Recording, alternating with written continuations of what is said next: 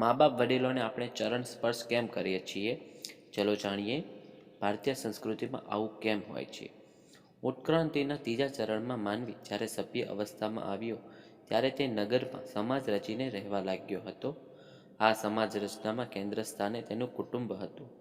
તે પછી તેના આડોશી પાડોશી હતા, તેના વ્યવસાય સાથે સંકળાયેલા લોકો હતા, અને જેમની પાસેથી તેણે જ્ઞાન મેળવ્યું હતું તે ગુરુજનો હતા. આ બધા જ લોકો તેને મન આદરને પાત્ર હતા. આ બધા જ લોકોના તેના ઉપર કોઈના કોઈ પ્રકારે ઉપકાર હતા.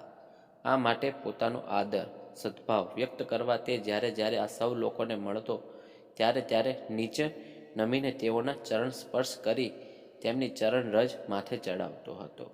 આ પરંપરા ફક્ત અને ફક્ત ભારતીય છે. ભારત સિવાય બીજા કોઈ દેશમાં આ પરંપરા જોવામાં આવતી નથી. આ પરંપરાનો એક હેતુ એ છે કે આપણાથી ઉંમરમાં અને અનુભવમાં મોટા લોકોને માન આપવું જોઈએ.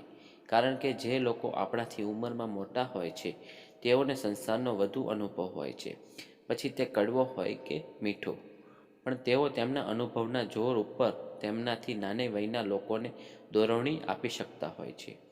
આથી આપણા પૂર્વજોએ એક પરંપરાનું સર્જન કર્યું કે આપણાથી ઉંમરમાં અને અનુભવમાં મોટા હોય તેમના ચરણને સ્પર્શ કરવા, નીચા નમવું અને પછી બે હાથ જોડી તેમનું અભિવાદન કરી તેમના આશીર્વાદ અને આશીર્વચનોનો માંગવા.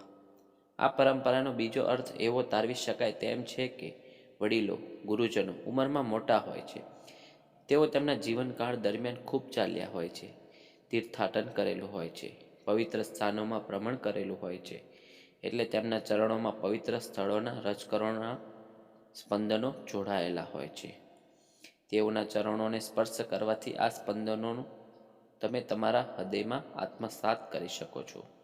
ઘણા સંતોના માનવા પ્રમાણે ચરણ સ્પર્શનો આ એક મોટો લાભ છે.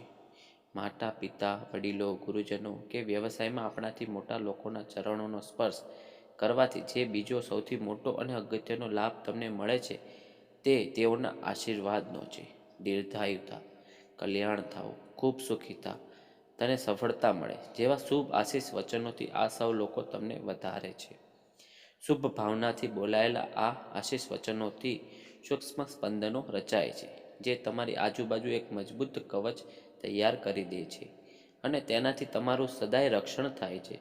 વ્યક્તિમાં જ્યારે આધ્યાત્મિક ઉપલબ્ધિઓનો વિકાસ સોળે કળાઓ થયો હોય છે અને ત્યાગની ભાવના રૂએ રૂએ પ્રસરી ગઈ હોય છે ત્યારે ઉંમરનો ભેદ મટી જાય છે. પુરાણોમાં સુખદેવજી અને વ્યાસજીના કિસ્સામાં આધ્યાત્મ ઉપલબ્ધિ અને ત્યાગને આધારે પિતાએ પુત્રના ચરણનો સ્પર્શ કર્યો હતો. આપણા ત્યાં એવું માનવામાં આવે છે કે હાથની આંગળીઓ અને પગની આંગળીઓમાંથી સૂક્ષ્મ ઉર્જાનું વહન થતું રહેતું હોય છે.